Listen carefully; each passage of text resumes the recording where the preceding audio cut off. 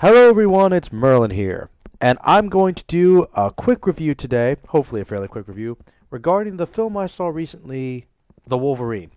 I saw it this past weekend, and I'm just going to start off the review by saying pretty quickly, I really liked it. I'd give it a fairly positive review. Is it like the best film I've ever seen? Is it the best superhero film I've ever seen? A perfect film by any means? No. It's got some small problems here and there, but on the whole, I'd say it's a fairly enjoyable film. Well, I'll just give you a brief rundown of the plot, and we'll go from there.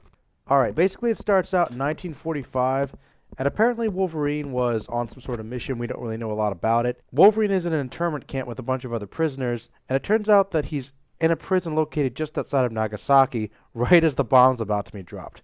Well, which isn't quite as heavy-handed as they could have done it, because it could have been Hiroshima, but they decided to go for Nagasaki instead. In a brief moment of conscience, there's this young soldier there named Yashida who decides to try and let Wolverine go because he's down in this little pit.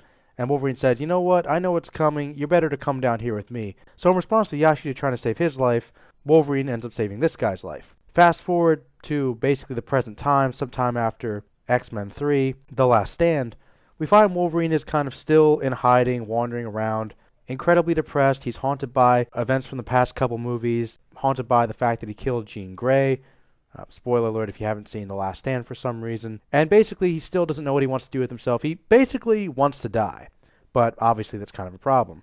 After going into this town, located probably somewhere up in Canada, we don't really know exactly where, he's discovered by this girl named Yukio, who is a mutant who apparently has the ability to see how people are going to die. And it turns out she's been sent by Yashida, who's apparently become this big CEO in all those decades of this huge corporation, that he's basically summoned Wolverine to say goodbye because he's going to be dying of some disease. I think it was cancer. So Logan decides to go with her, and she goes and meets Yashida as well as Yashida's son, who kind of hates Wolverine, seems to be kind of an asshole, seems threatened by him because apparently Yashida had this big obsession with Wolverine all these years because he was so thankful that he saved his life. And he also meets that guy's daughter, Marika, who is Yashida's granddaughter.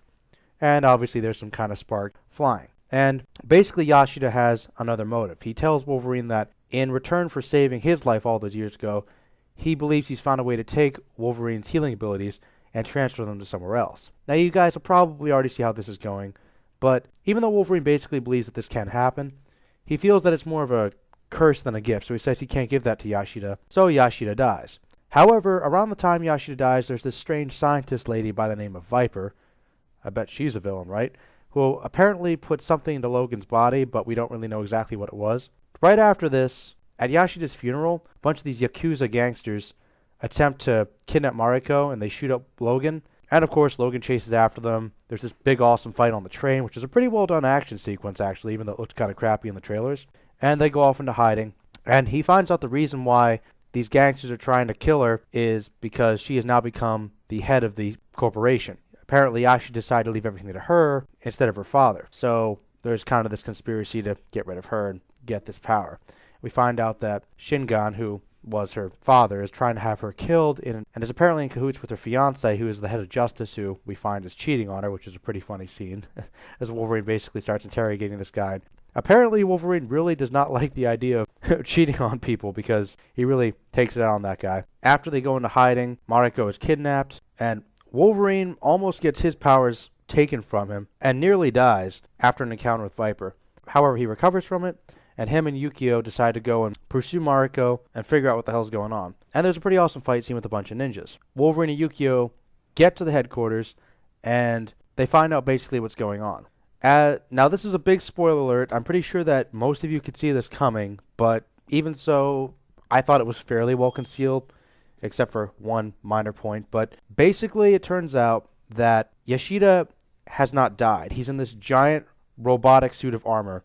And it is not Shingon, it's actually Yashida who's become the Silver Samurai. It's basically this big, metallic, cybernetic armor he wears in the shape of a samurai, and he's got this sword which heats up to extreme temperatures so that it can burst through adamantium. And it turns out that basically Yashida wanted to live forever and became incredibly obsessed with that whole concept of immortality, so he wanted to take Wolverine's powers as well as his adamantium. The adamantium does in fact get sucked out of Wolverine's claws, so even though most of his skeleton's still adamantium, still indestructible, by the end of the film, it's bone claws.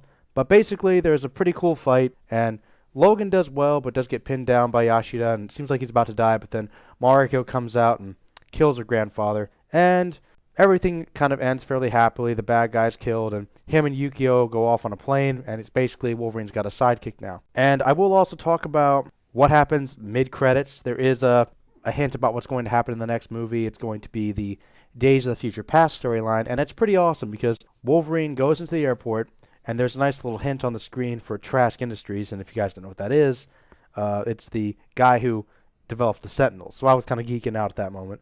And then it turns out that Magneto is stuck up behind him and is asking for his help, and Wolverine's like, why should I trust you? And Magneto's like, you wouldn't, of course. And so you notice that all the people are standing still in the airport, and that you know what that means. And of course, Professor X rolls up. So apparently, Professor X is still alive. He's come back to life somehow. That was pretty awesome. I have to say, I really, really enjoyed that. I thought that got me really excited for the next movie. And now I'm going to go into my overall feelings about this film. Overall, I thought that the cinematography was pretty good in this film. There was a little bit of shaky cam, but it wasn't too bad. For the most part, I thought it was pretty good. The scene on the train, which I thought was going to be really crappy, was probably a really awesome action scene because it does look very fake. Like, obviously, they're fighting against a green screen or something, but because it's supposed to be on a bullet train that's going like 500 miles an hour, it's okay that it looks kind of like that because it probably would look something like that. And it was a really awesome fight scene. Yes, there was kind of a romance with Wolverine and Mariko, but we knew that was coming, and it was a pretty good romance. Like, she was a decent character who kind of was able to stand on her own. I kind of liked that. And Yukio and him also developed kind of a cool relationship. She's probably my favorite character in this movie next to Wolverine. She's really awesome.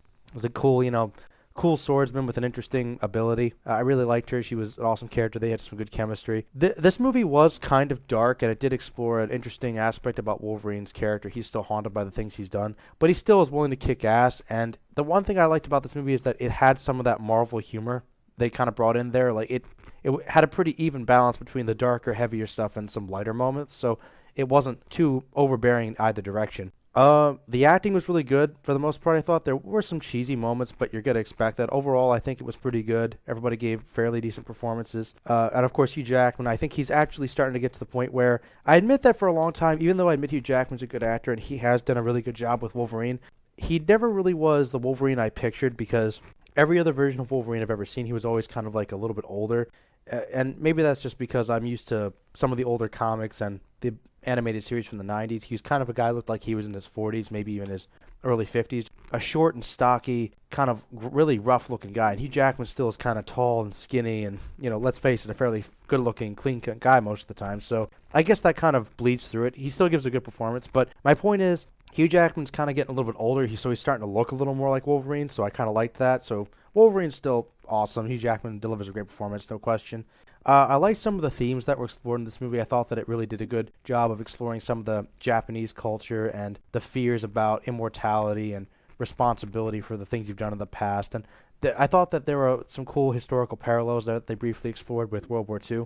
I wish they would have done a little more with that, actually, but it was good. Overall, the movie was very well paced. It was really cool. There were some good comic hints there because we got to see the Silver Samurai in two different versions. So we got two versions of the Silver Samurai, if anybody likes that character. It followed the Chris Claremont, Frank Miller miniseries pretty well. I think that's one of the strong points about it. It really took a lot of inspiration from that. There wasn't too much mention of the X-Men and the mutants overall, but there were a few little brief mentions of it. And, of course, towards the end, it was directly connected to the mythos. So this was still Wolverine's movie, but there was a fairly strong connection to the other X-Men movies. So it still feels like it's part of the franchise, even though there is a lot of focus on Wolverine. So it's definitely a massive improvement over the last Wolverine movie. The only thing about it that I really didn't like, to be perfectly honest, was the one villain, Viper. She was pretty cool. She did have a pretty decent power, and she was interesting in the sense that she had these interesting abilities, and she was a pretty good match for Logan. But I just felt like she just seemed like a character that was kind of unnecessary. She didn't really have to be there. She was just kind of there to give Yukio someone to fight. It was a pretty good fight, but I just felt that her character was kind of throwaway. She didn't really have to be there.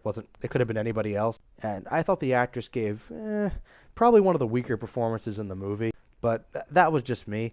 she wasn't quite as awesome as I thought she was going to be. But that's probably the one significant negative I can think of, but that still wasn't really that bad. And I guess you could say the plot twist, you could kind of see some of it coming, but one of the things that kind of helped to throw it off is the fact that it seemed like there was this constant transition between villains. Like, you weren't exactly sure who the bad guy was or what their motivations were, but the thoughts you had earlier, by the time the reveal occurs, you're like, ah, yeah, well, that makes the most sense. Like, you'll kind of see it coming. On the whole, though, I would definitely say Wolverine is a must-see for X-Men fans, for Wolverine fans, for comic book movie fans. I definitely recommend it. And even just as a fun action movie, I think it's pretty good. I wouldn't say that it's excellent, but I would say it's a pretty good film, and it's a massive improvement over the last Wolverine movie. Overall, I'd give it about a 7 out of 10. I thought it was a pretty decent, fun film. I'd probably watch it again, and I liked it better than Iron Man 3. So ultimately, that's all I have to say about Wolverine. If you guys seen it, let me know what you think about it in the comments below. And I'm going to be doing a couple more movie reviews because I've seen a bunch of things recently. So thanks, guys. This is Merlin here. And yeah, go check out the Wolverine. Peace.